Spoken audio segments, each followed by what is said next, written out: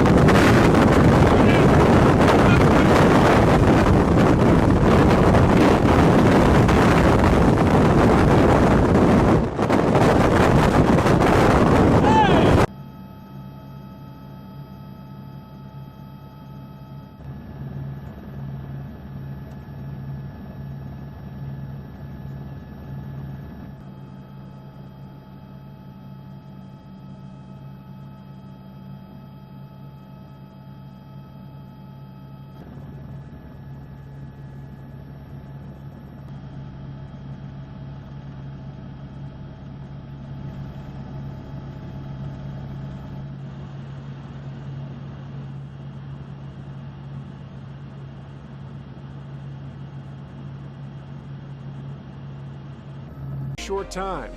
So how do they form? Normally, under clear, calm conditions, the sun can heat up one part of the ground faster than others. Air begins to rise over this hot spot, pressure's lower, and nearby air begins to spiral in. This column stretches upward, intensifying the spinning motion. Winds increase and swirl around the low pressure. The swirling air can pick up dust and dirt, giving you a dust devil. They can stretch from 10 feet to over 100 feet wide, and the winds can exceed 80 miles per hour. Occasionally, dust devils can get strong enough, in that EF0, EF1 on the enhanced Fujita scale, to cause minor damage. They can rotate clockwise or counterclockwise. Gauge how far the tornado is because I'm focusing on the road, but it might miss town to the west. I can't tell. There's suction vortices in it, all these satellites. Yeah, we're going to call that one big tornado. We are heading into Dodge City. This thing's starting to do its big wedgie again. I have to switch cameras here. What would you do if a tornado was threatening your town right now? The average tornado victim doesn't follow radar apps and forecast tools all day. Rather, they are going about their daily business when tornado warnings are issued.